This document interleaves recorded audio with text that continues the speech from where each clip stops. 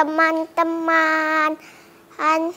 Apakah baunya pasti luar biasa ya? Nah, kita mau mulai ibadah nih. Siapkan hati bersama-sama. Kita mau memuji Tuhan. Dadah. God bless you. Shalom adik-adik semuanya, gimana kabarnya hari ini? Nah, sebelum kita mulai ibadah, mari sama-sama kita bersatu dalam doa yuk. Tuhan, terima kasih atas berkat-Mu hari ini. Kami siap untuk memuji dan memuliakan-Mu. Siapkan hati kami Tuhan, berikanlah hati kami yang sungguh-sungguh. Di dalam nama Tuhan Yesus, haleluya, amin. Ayah, dedek, kita mau menyembah Tuhan yuk.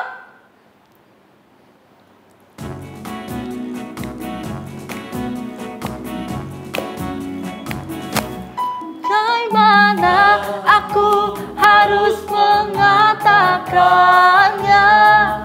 Perasaan yang ada di hatiku.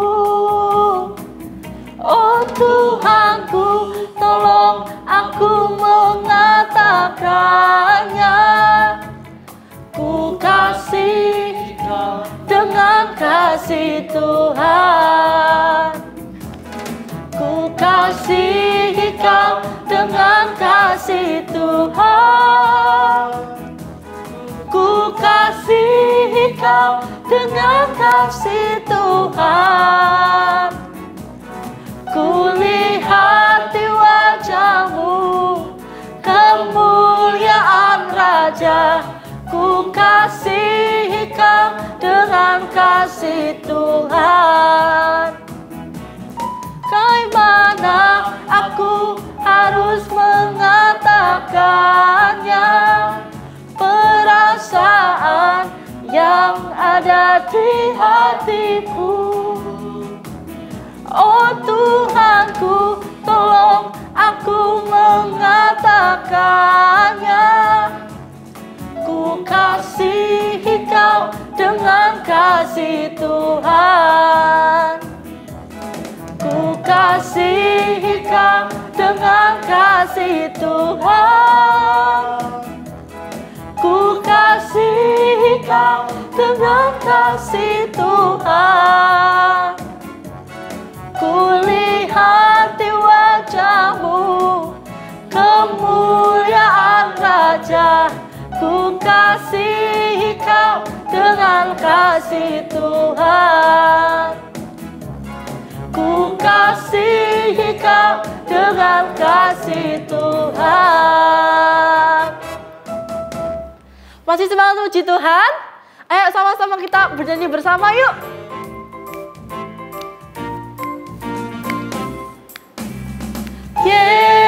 Yesus pokok dan kita caranya. Tinggallah di dalamnya. Oh wow, tinggallah di dalamnya. Oh wow, tinggallah di dalamnya, pastikan berbuah. Yesus cintaku, ku cinta Kau. Yesus cinta semua. Yesus cintaku, ku cinta Kau. Tinggallah di dalamnya. Oh wow, tinggallah di dalamnya. Oh wow, tinggallah di dalamnya, pastikan berbuah. Yesus pokok dan kita jarangnya. Tinggallah di dalamnya. Oh wow, tinggallah di dalamnya. Oh wow, tinggallah di dalamnya, pastikan berbuah. Yesus cintaku, ku cinta Kau. Yesus cinta semua. Yesus cintaku, ku cinta Kau. Tinggallah di dalamnya. Oh wow, tinggallah tinggallah di dalamnya. Allah tinggallah di dalamnya, pastikan berbuah.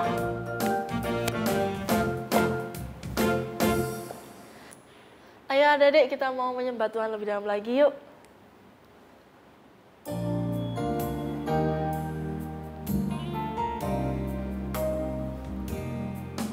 Ketika hatiku telah disakiti,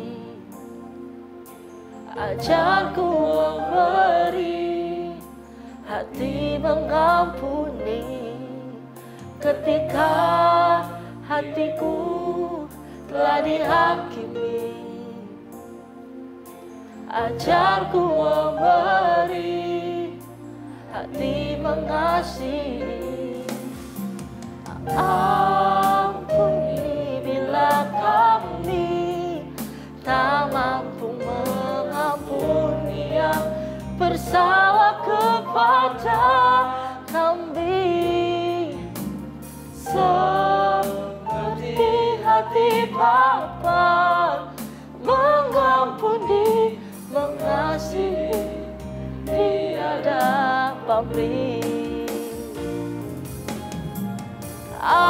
Ampuni bila kami tak mampu mengampuni yang bersalah kepada kami, seperti hati Bapa mengampuni, mengasihi, tiada pamrih.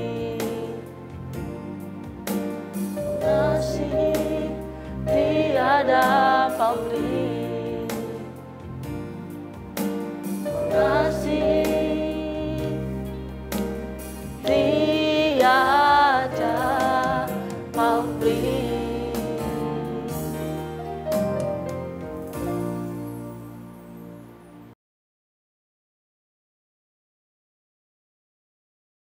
Nah, ini punya aku. Mama, aku mah. Ih, Kenapa dia beribut? dia duluan nih. Masa minyaknya lebih bagus daripada aku? Ya kan tadi kamu disuruh milih sama mama, tapi kamu nggak mau. Ya udah aku pilih itu.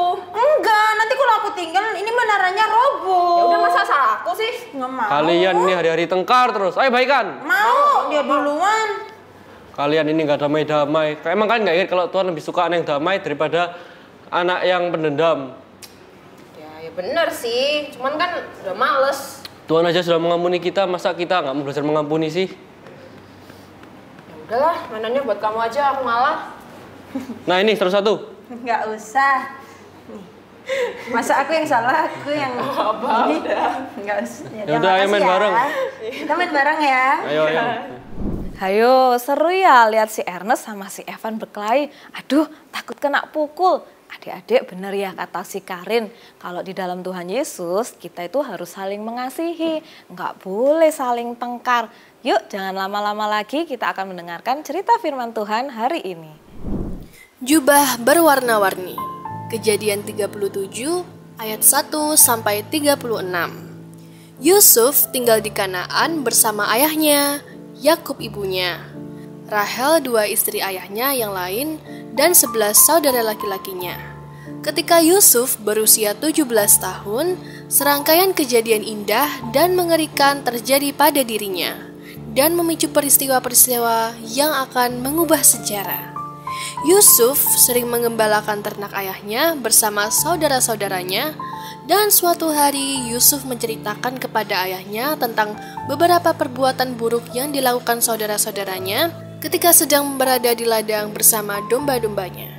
Semua anggota keluarga mengira Yusuf adalah anak kesayangan Yakub, dan hal itu membuat saudara-saudaranya tidak menyukainya.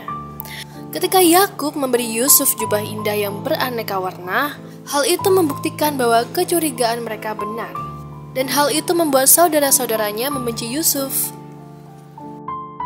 Suatu malam, Yusuf bermimpi dan dia memberitahukan hal itu kepada saudara-saudaranya. Yusuf berkata, "Kami sedang berada di ladang, sedang mengikat bungkusan gandum. Tiba-tiba bungkusanku berdiri dan anak buahmu semua berkumpul dan membungkuk rendah di hadapanku." Miliknya saudara-saudaranya menjawab, "Jadi kamu pikir kamu akan menjadi raja kami, bukan?" Apakah kamu benar-benar berpikir kamu akan memerintah kami? Dan mereka semakin membencinya karena mimpi-mimpinya dan cara dia membicarakannya. Beberapa malam kemudian, Yusuf mendapat mimpi lagi dan kali ini dia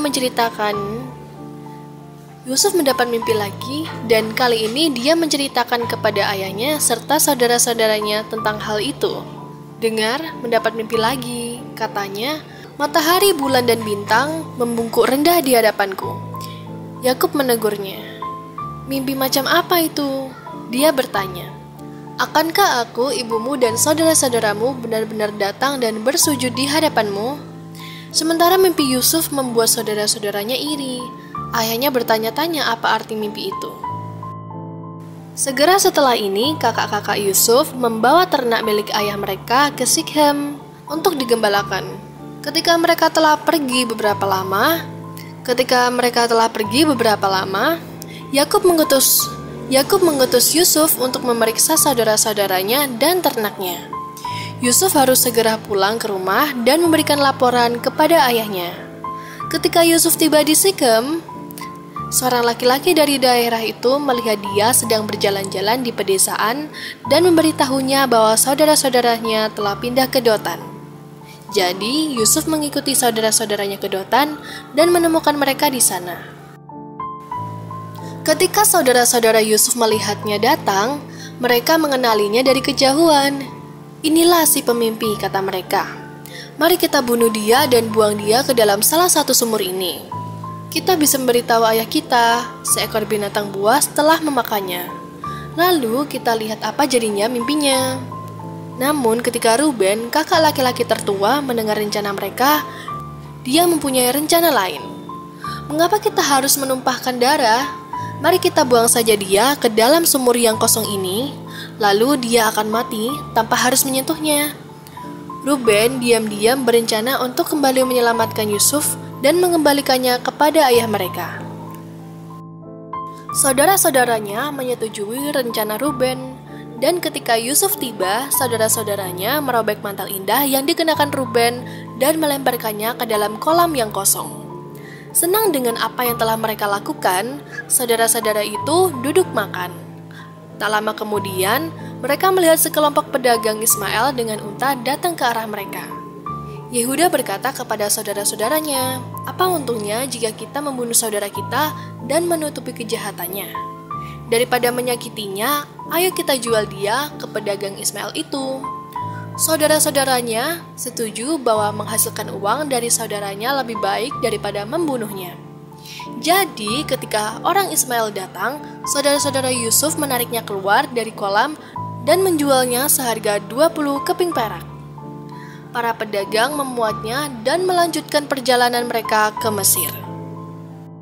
Beberapa waktu kemudian, Ruben yang tinggal di luar bersama kawanan ternaknya, ketika saudara-saudaranya memutuskan untuk menjual Insep, kembali ke waduk untuk menyelamatkannya. Ketika dia tiba, dia menemukan bahwa Yusuf telah pergi. Dia bergegas menemui saudara-saudaranya untuk menceritakan apa yang terjadi. Alih-alih menceritakan apa yang telah mereka lakukan, mereka malah membuat rencana untuk menutupi semuanya. Mereka menyembelih seekor kambing, merobek jubah Yusuf yang indah, dan mencelupkan jubah Yusuf yang tercabik-cabik itu ke dalam darah. Ketika mereka kembali ke rumah, mereka menunjukkan kepada ayah mereka mantel yang berlumuran darah. Mereka berkata, "Kami menemukan ini. Apakah menurut Anda ini milik Yusuf?" Yakub melihat mantel itu dan tahu bahwa itu milik putranya.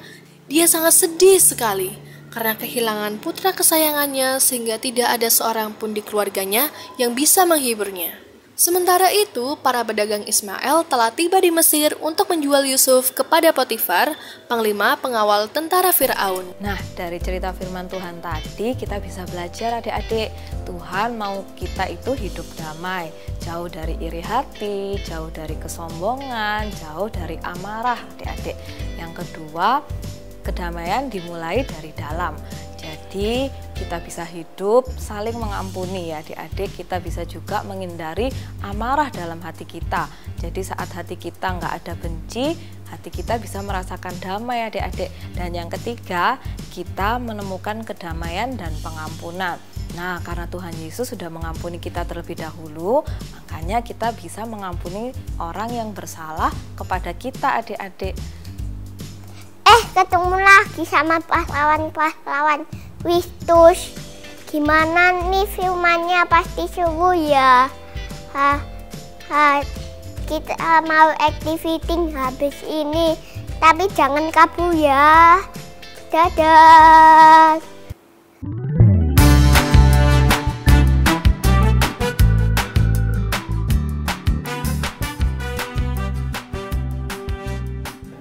Shalom GCS Kids, gimana kabarnya minggu ini? Sehat semua kan? Hari ini kembali lagi dengan Miss Tere. Kita bakalan membuat activity kipas berbentuk daun. Nah, bahan-bahannya apa aja ya?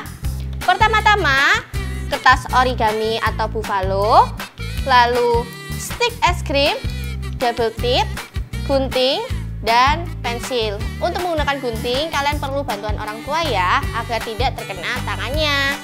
Nah, di sini Miss akan menggunakan buffalo utuh, lalu dibentuk menjadi dua bagian seperti ini atau dilipat, dan digunting setengah lingkaran.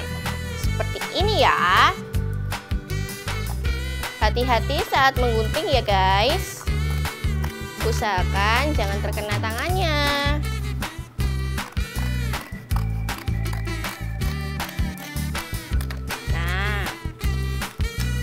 Kalau sudah, kalian bisa bentuk seperti ini.